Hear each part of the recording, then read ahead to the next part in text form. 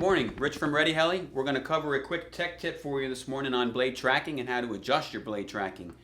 Tracking of the blades is probably one of the most important adjustments you're going to have to make on your helicopter after a build, after a rebuild, or just any time when you feel the helicopter is not operating correctly or you see a vibration in the blades.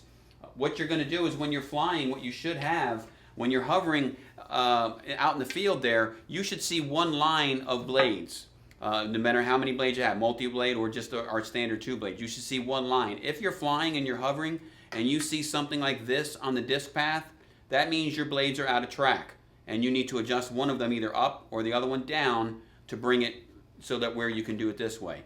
Sometimes you can actually put a piece of tape on the blade, on the leading edge, red, orange, or something that you can see so that you can tell the difference of one or the other, and that way you'll know which one you want to bring down. But we're going to show you a quick way to do it on the ground so that you won't have to make these adjustments or as many of these adjustments when you go out and fly.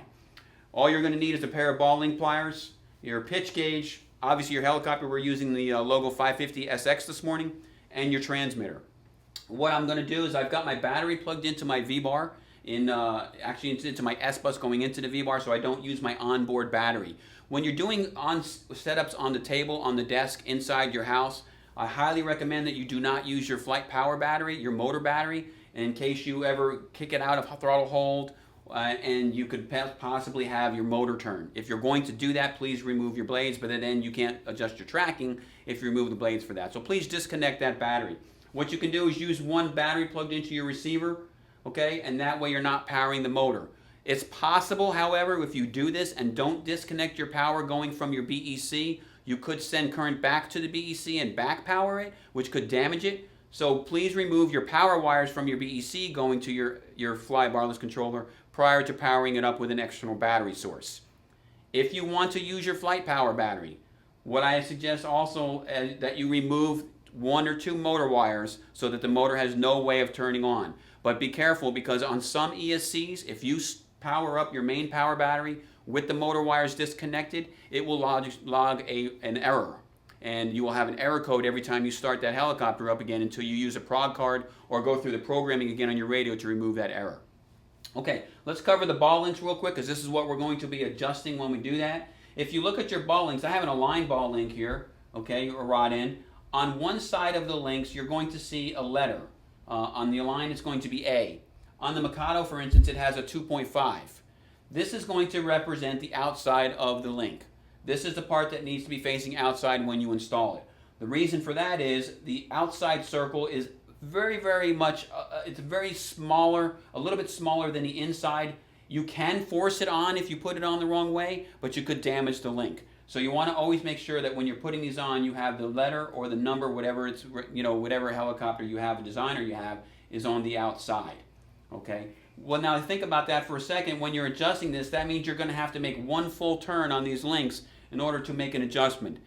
If you need to do fine-tuning adjustments and you need to make a half a turn, what I would suggest then is that you would remove the ball link from your swash plate, make your half turn, and that way you can install this link from the other side and still have the link on the inside, but you won't have to force it through that smaller portion of the link.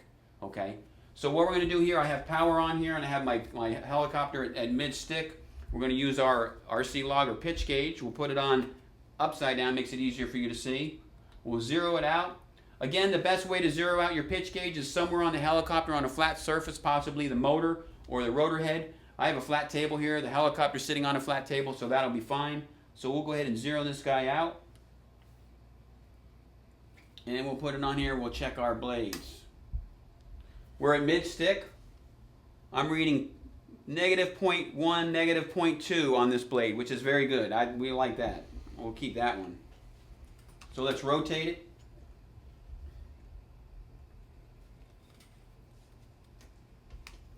Put it on the same spot on the blade. Now I'm reading a -1.3 to negative, yeah, it's sticking at -1.3. So this one needs to be adjusted because I'd rather keep the other one as close to 0 as I possibly can. Before you make any adjustments on a blade, you always want to try with just one blade, okay? So you need to know which blade you're adjusting. What I've done here is I put a little red sticker on the end of the blade, which I'll remove after I'm done with that. So I'm adjusting the same blade every time, okay? So to adjust this, what we're going to do is we're going to go ahead and remove our ball link. going to be this one here for the leading edge. We'll take our ball link pliers, remove our ball link, and we'll go in, and this is an estimate now, we'll go in, say, 2 turns.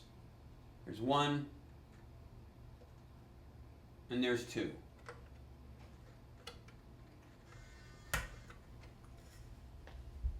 Okay, we go back in the same position. Okay, this is great. We've gone to 2.9, which obviously we've gone the wrong way. So now if we were to fly it now, the blades would be further out of track. So what we did was we went in 2 turns.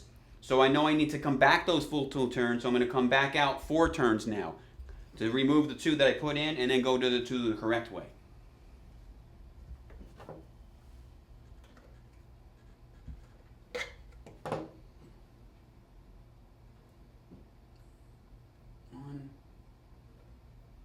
And 1 more.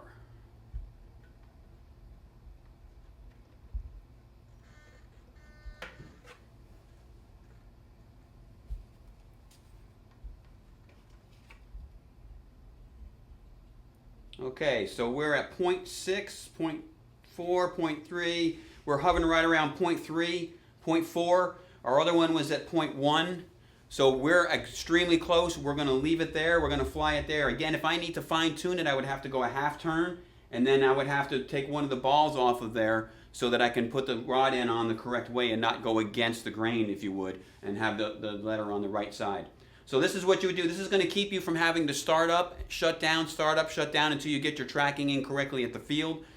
If you do this correctly and you have it within a 0.2, 0.3 here on the deck, you'd be very surprised that you might not need any adjustments at the field. You can start it up, fly it, you'll have a nice track, nice flat picture on there on the blades, and you can have a good day of flying.